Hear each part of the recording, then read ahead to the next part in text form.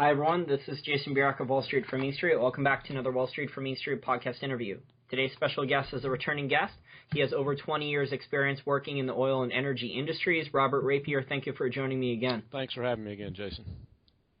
Now, Robert, things are getting just absolutely crazy right now in the oil markets in terms of, Wall Street. I think basically a lot of these experts on Wall Street, most of these guys are traders.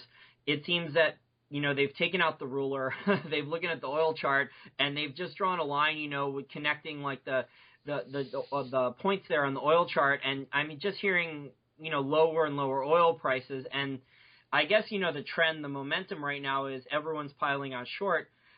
What type of experience do you have dealing with, people who make these predictions? Generally it's always the same. I mean, prices go down. Somebody's going to predict they're going to go down another $10. I want to be the first to predict that oil's going to negative $5 a barrel.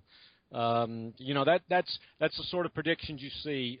They drop another $5. Somebody's going to predict could go down to. Last week I was seeing 20, and this week I'm seeing 15 and 10, and they go down a little bit more, and they might go down a little bit more, but there doesn't seem to be a lot of science in it. It's just people guessing about momentum and the direction. And the one thing I can say for sure is this price right now today isn't sustainable in any way, shape, or form. It's irrational. It's emotional. But there is a component of it that is rational. That's we have a very large inventory overhang. And that is keeping pressure on the markets, and you've got Iran potentially about to come back online. And, if this was all happening and oil was, $70, it'd put a little downward pressure down to 60. But, when the bear market's going on and everybody's panicking, it's just pushing it lower and lower, even though we're already at an irrational price.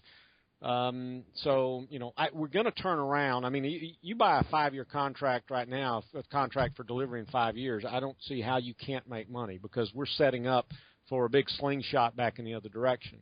We're paying right now for years of $100 oil where everybody could go out and get easy money, and people were forming companies and they're going out and drilling in marginal prospects. And, this is the flip side of that. You had too much capacity built out. And then OPEC decides to compound matters by dumping more oil into an already oversupplied market. And, it's predictable. Every time OPEC meets and when they come out and they don't say, we're going to take action, we take another step down. And OPEC just met again in December. And when they met, we took another step down. We took a step down back in June, I believe it was, when they met. It's happened the last 3 meetings. They've come out of that meeting. We've taken a big step down. It doesn't seem like there's been a massive amount of meaningful production cuts. Now, exploration budgets have been cut. The CapEx cuts, I think the numbers that came out this week, I think $380 billion with a B of CapEx cuts have already been done. And the amount of money that was supposed to be invested was a little over $700 billion. So we've gotten almost, more than half of the total CapEx that was supposed to be spent on replacing reserves, finding future oil supply, et cetera. That money has been cut. But it seems, a lot of these shale oil producers, they keep on producing more oil. We haven't seen massive, production cuts from shale oil producers, and you brought up OPEC. Why do you think these guys haven't cut production yet when it seems obvious, like, common sense, no-brainer that, they should cut production so the price starts to move higher? Well, it is falling a little bit. I mean, and it is projected to be down year over year by April, I think about 1 million barrels over the peak last April. But most of these guys are trying to hang in there until OPEC blinks. I mean, everybody is trying to survive, so everybody is hoping they're just a little bit more solvent than the next guy. It's like the guy running from the bear. I don't have to be faster than the bear. I just have to be faster than you. They just need to stay solvent a little bit longer, and, some of their competitors will go offline, and then prices will recover, and they'll be okay. And that's what's going on.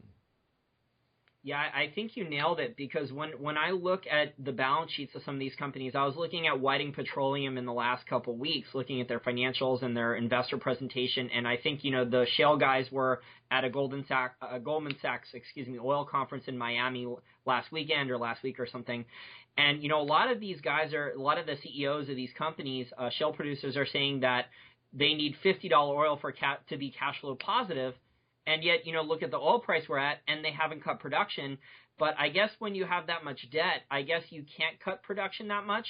And then I looked more to for Whiting Petroleum specifically. They have a lot of debt outstanding. They did an acquisition at a bad time of Kodiak Oil and Gas.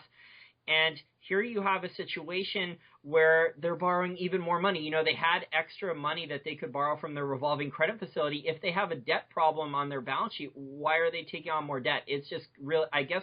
Are they just trying to avoid, buy themselves, another couple months of not going into bankruptcy then? Yeah, I think so. I think that's exactly it. And you're right, that Kodiak acquisition came at a very bad time.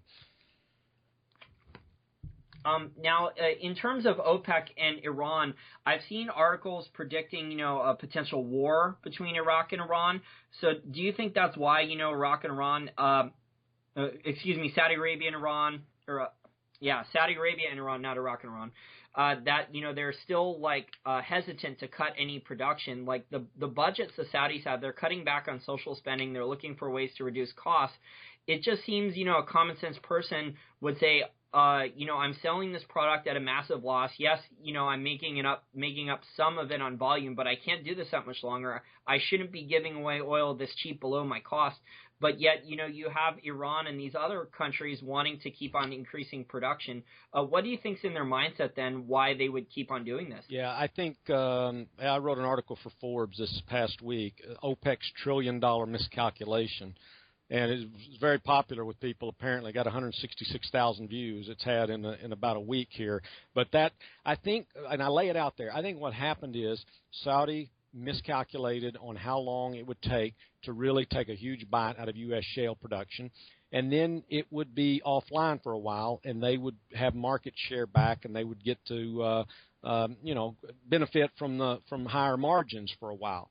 That didn't happen. And I think as much as anything, Saudi is trying to save face. I mean, being the biggest oil producer in OPEC and the most influential member of OPEC, and they're out there setting strategy, and it blows up in their face so tremendously. I think they have to stick to course right now. Otherwise, they admit they made a mistake, and people begin to doubt that. I mean, they should be doubting now that Saudi really has a good control over the oil markets. I mean, I can promise you they had no idea that this was going to happen. Oil was still trading at $75 when they embarked on this strategy.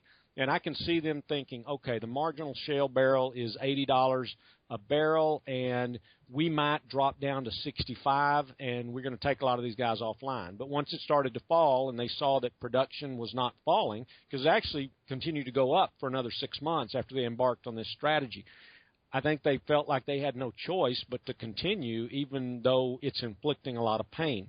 I read today that 9 out of 13, I think, members of OPEC wanted to make production cuts, but the 4 that didn't were the 4 that have all the spare capacity. So, and that's Saudi Arabia. And so, OPEC generally does what they want. I just think they've made a tremendous mistake. It cost them $500 billion last year. It's going to cost them more than that this year, the way things are going. Yeah, the U.S. shale oil producers, Robert, seem to just keep getting more and more credit. Just when you think they should go bankrupt, they should cut production, they keep, figuring out ways to raise money or cut costs. And, I guess the CEOs of those companies deserve at least some credit for managing to keep their companies out of bankruptcy for a while and being creative with cutting costs and things like that. But they're kind of just postponing the inevitable, it seems to me. I guess the Saudis, like you said, miscalculated. They didn't expect the Wall Street banks or whoever is funding these shale oil producers. Obviously, it's backed by the Federal Reserve, but they didn't expect these guys to get the credit because they looked, I guess, at the production costs. They don't look at the balance sheet and see that, these guys, can draw their credit facilities for another 6 months or a year, and we have to run the strategy longer than we thought. Well, the banks can't afford massive bankruptcies in the industry either. So I think the banks can look, too, and say, they're probably thinking Saudi is going to have to blink here at some point. It's funny. If I'm Saudi Arabia, if I'm running OPEC strategy, I can have oil prices back to $60 or $70 next week. I mean, I could literally do that by just cutting production by about 10%. That's about all it would take, about a 10% production cut, and the market would be more than balanced. It's a calculation that I did in my article. I said, if instead they just drop back to the market share they had a few years ago, because they've increased market share over the past few years, and then it started to decline with the shale oil boom, and they're trying to get back to the peak. And if they would just give up a little bit, they could have had their probably $70 oil for several more years. And then the shale boom was going to peter out at some point. And the only reason the only way to rationalize Saudi's decision is if you believe that shale oil production was going to continue to expand for, decades or more than a decade. And I don't believe that's a reasonable expectation. I just think they could have given up market share for a few years and maintained the price. And then as the shale oil production peaked, they'd start to get their market share back.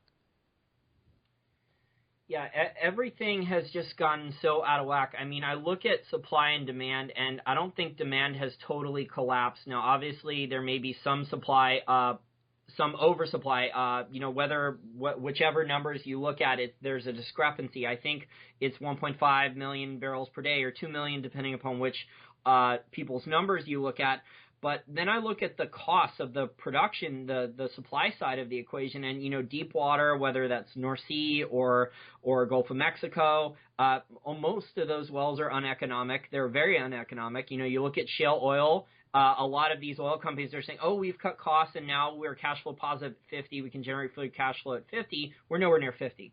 So that's uneconomic, most of those. You look at oil sands, and most of those wells are uneconomic. I know Suncor was claiming, I think its all-in costs were around 40-something a barrel, but now we're below that too.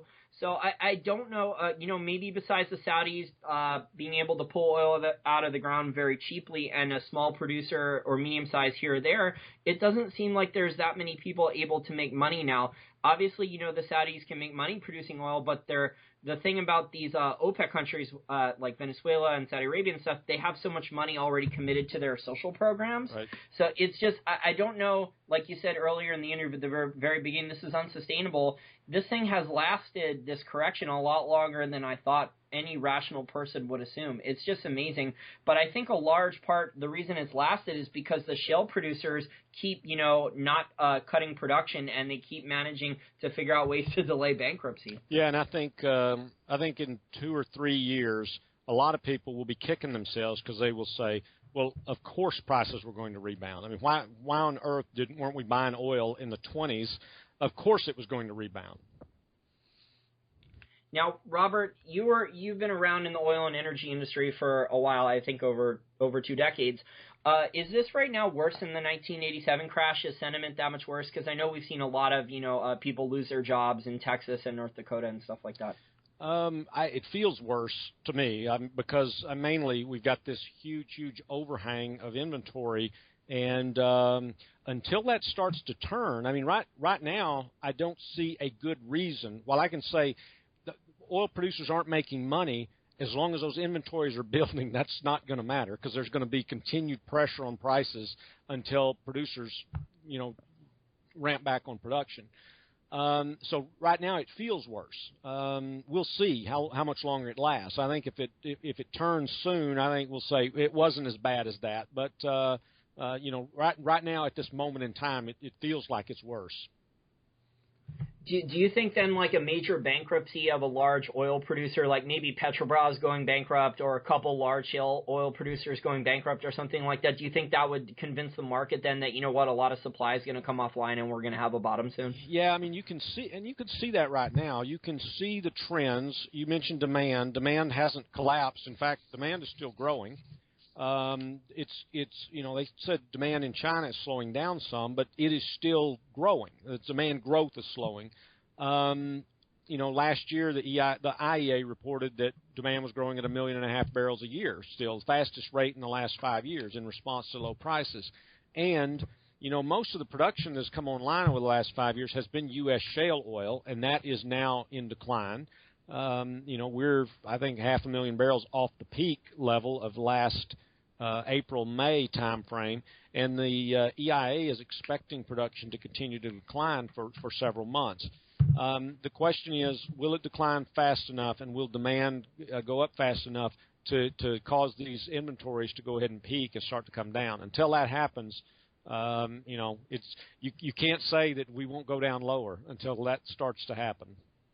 Yeah, I mean the trend traders, exactly, the trend traders, the momentum traders, these people don't give a shit about fundamentals. They don't care. Yeah. You know, the chart says down. The way, you know, trading is taught on Wall Street, there's no emotion. So it's the chart says down, everything, all my trades are down. And that's just how things are right now in the short term. You know, in the long term, though, things are going to have to change. In your 2016 energy predictions, I know you're expecting, I think, oil to get to around $60 a barrel again. That would be a huge move. That would be a very profitable long side trade for people. I actually think, you know, we could get back there too. I put out a report. I think you told me you read it. If this market was rational, if the oil market was rational right now, we would have supply and demand somewhat more balanced, without the Saudis trying to implement their strategy to bankrupt Shale and things like that. We would have, a market maybe between $55 and $90 a barrel. But I think we're at a stage here in the oil supply demand with, the lack of the ability of consumer to get a high paying job and discretionary income. The consumer can't really afford $100 barrel higher. We talked earlier in the interview about the bottom, the downside momentum and the price momentum with this emotional, but on the upside we had that too, from 100 up to 147. So we had that in reverse in 2007, I think it was. So I mean, and anything, if the market goes too high or too low, if it goes too high, the consumer can't afford the oil, and if it goes too low, the producer can't make any money. Right. And I think, from a fundamental perspective, probably oil should be trading at about $60 a barrel from fundamentals. And we will return to that level. And the longer we stay here where we are now, the more we're going to overshoot that mark.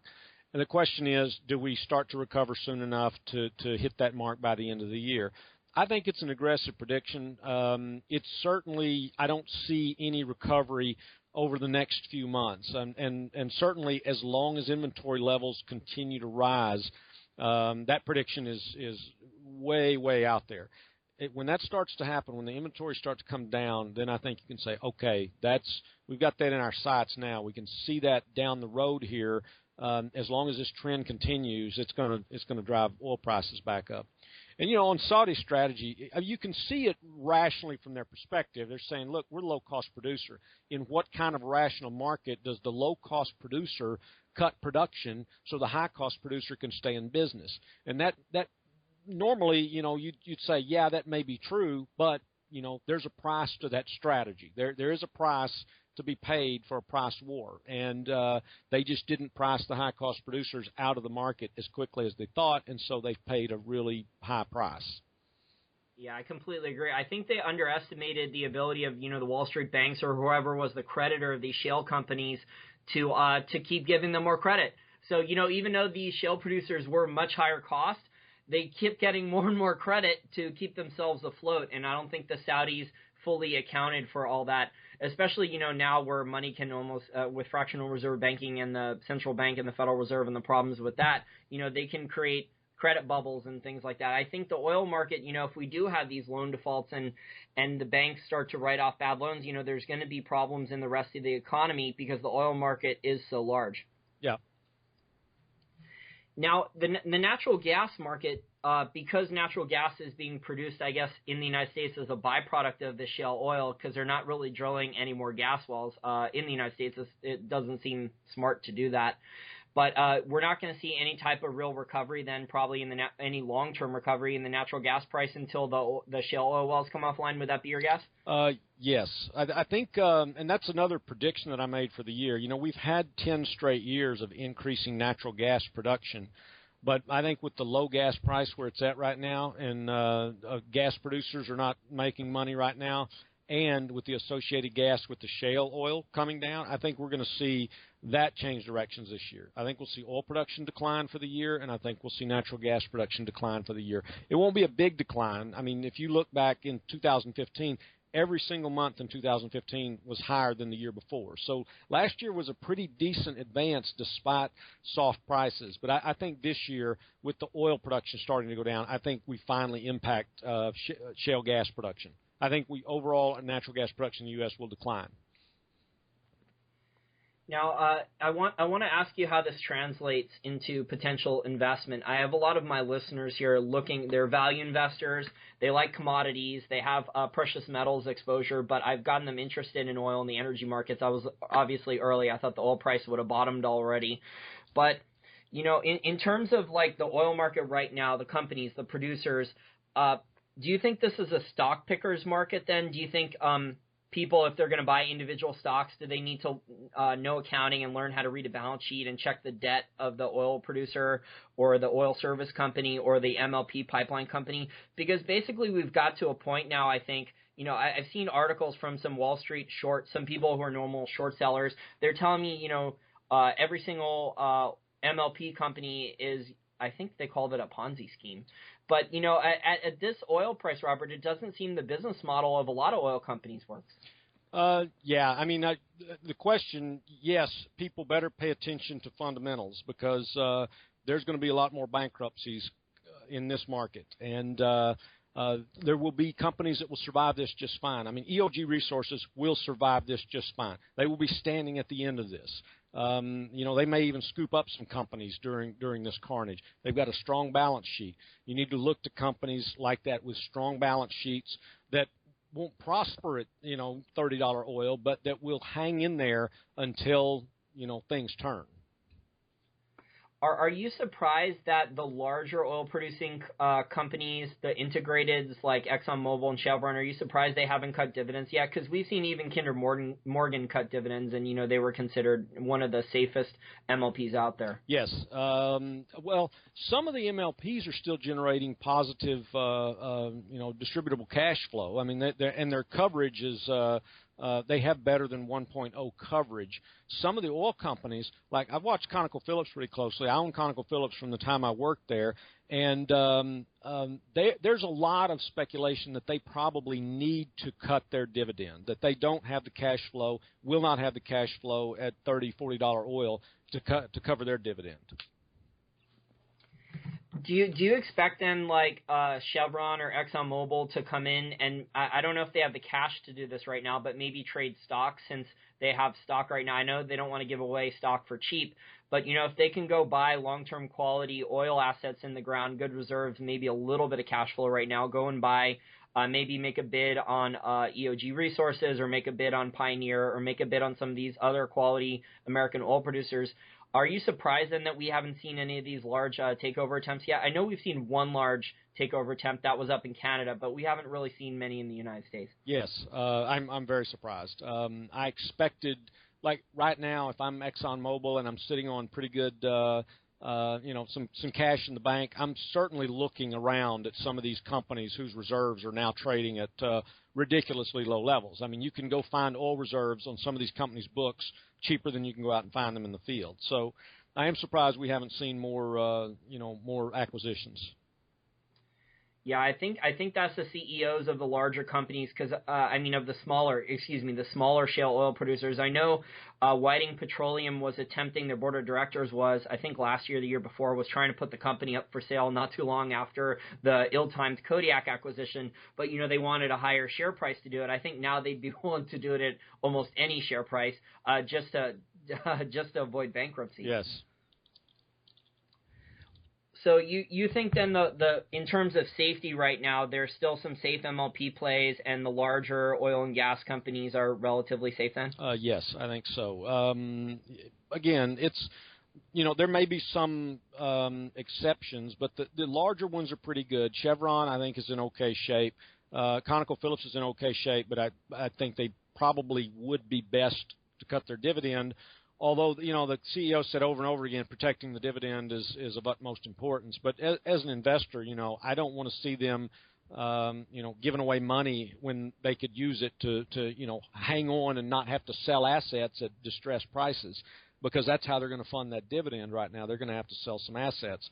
But across the MLP space, there's a lot of MLPs that are still going to be just fine. There's some that are overly leveraged, and Kinder Morgan, the handwriting was on the wall on that one for a while, and there are some others. Upstream MLPs still. I mean, if you're a gambler, those will recover tremendously if oil prices recover, but they will also go bankrupt, many of them, if we don't get some recovery in the price of oil. Those guys will not be able to hang in there. They're pretty leveraged as a group.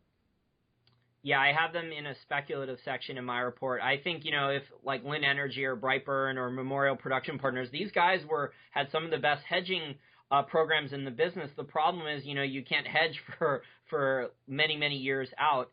And so they were only hedged for 2 or 3 years. And the downturn, the oil bear market has lasted, well over a year. So you have the market worried about that with the debt and things like that. So it's kind of a race whether or not, the oil price goes back up, whether or not they can, start paying off their debt consistently with cash flow and things like that. It's very interesting. Unfortunately, I think a lot of companies borrowed a lot of money when the oil price was around $90, $100 a barrel, thinking, the oil price may go a little bit lower, but it's not going to crash. And, now you have a situation where a lot of the CEOs of these oil companies are stuck holding, well, the shareholders are stuck holding the bag, but I mean the CEOs of the oil companies mismanaged and didn't protect their balance sheets enough. Yep. Okay, great. Well, Robert, I think this is going to be an interesting year. I agree with you, though. I think, maybe in the short term, the oil price will get worse before it gets better, because right now the traders are in control of the price. But after we start seeing either some bankruptcies or some supply come offline, I think that'll be the sign that the market's going to turn and start going higher and balance out. Yep, I agree. And if you got some dry powder, it probably wouldn't be a bad idea to start to shift some money into this market. There is some downside risk, but there's no way that over the next 3 years you're not going to make money. I mean, the price of oil must go back up. There's no question. It has to. Well, there's downside risk, I think, in the regular stock market now. The people were saying the regular stock market, was good and safe for years. It was safe, and now it looks like it's about ready to have another large major correction or crash. So if the oil market has already had this crash, you're getting assets for cheap, right? Exactly. So, that's what I tell people. I mean, the rest of the market may be about to have their bear market. The oil markets have had it. I mean, the energy sector has had their bear market. Yeah, and it's a fool's game, I think, to try to get the exact time on a bear market. So what I do then with my own personal portfolio then is I don't try to buy my positions all at once. So, I have been speculating on some of these oil stocks. You have a company like Seadrill, which it owns some of the best deep water offshore rigs in the world. And I think that stock is below $3 now. And their balance sheet's not totally awful. So you have some interesting ideas there for speculations of companies that, if we get to your oil price prediction of $60, deep waters starts to be economic again, and these companies can make money, you can do pretty good. Obviously it's not a low-risk long-term investment like an ExxonMobil or something, but, it's an interesting speculation. Yes, yeah, I agree. Okay, Robert. Well, thank you for your time, and please tell our listeners where they can find your article for your predictions on 2016, and also the article you wrote about the Saudis and OPEC's miscalculation. Yeah, so I write for several different places. My predictions can be found at energytrendsinsider.com. I set up my predictions for the year there in the most recent column. I also have those up at Investing Daily, and then I have a regular column at Forbes, regular weekly column, and last week I wrote a column called OPEC's $1 trillion miscalculation. That column was actually a result of an appearance that I made on CNBC Asia's Squawk Box over Christmas, and they asked me about OPEC's strategy, and I said it cost them $500 billion last year, probably cost them another $500 billion this year, and that seemed to generate a lot of interest with them. And they actually titled that video clip, OPEC's giant costly mistake. And I thought, I should follow that up at Forbes with a little bit of math and showing my work. And it worked because it was a very, very popular article. Great. And, I've been following your work for a decade now. I think since I started learning, I found you from Chris Martinson's website about peak oil and learning about it. And, the thing about peak oil, and the people right now will say, oh, there's no peak oil. Look how cheap the oil price is. This oil price is not sustainable. The oil companies cannot make any money at this oil price. So maybe at, $65, $70, $80 a barrel, there's a lot more oil. At $100 a barrel or higher, there's definitely a lot more oil than at this price. But at the current price, this is definitely not sustainable. Right. And next time we can talk about why the oil market is not the coal market, because I hear a lot of people say, Well, coal is going away because you got all these other things coming online, and oil is going to also go the same way. Oil is not coal. There's a very, very different situation. There's no substitute for oil. Exactly, and most of the people that say the oil market are going away are people that own Teslas. Yeah. Yep. And the electric car market, I do like hybrid electric vehicles, and Teslas are really cool, but I don't even think the electric car market's 1% of the total global cars that are. It's about 0.7. I just did a story on that too for Forbes, and actually sales were down last year versus the year before. So my point in writing that article was. The title of that article is "The Fallacy of Peak Oil Demand," and I said this is why oil demand is not going to decline. People think electric cars or biofuels or different things, and I said, I just took them on one at a time, and I showed the electric car market, and I believe electric cars will continue to grow. They just won't grow at a fast enough pace, and they're starting at too low of a level to really have an impact on the global oil market. Despite the rapid growth over the past few years, the oil demand has grown substantially over the past few years. So certainly it's not making a dent yet. Exactly. And over the long term, if the oil price stays this low for a little while longer, you're going to see demand be stimulated. So you're going to see people want to drive more, and you're going to see people switch to SUVs. And that's just human nature. I mean, when they can save money, or it's going to cost them less money to go on family vacations and drive, or bust out the Suburban or Tahoe that was in the garage, you're going to see more of that.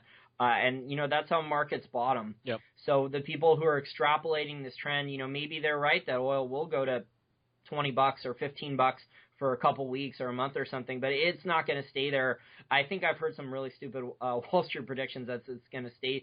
So someone told me oil wouldn't go above 40 for like 5 years or 7 years. I almost started laughing. I forget where I read that recently. Yeah, that's where you want to say you want to put some money on that. I'll make that bet. Exactly. Well, thank you again for your time, Robert. I've learned a lot from you and your articles about the oil and energy markets, and Happy New Year. Same to you.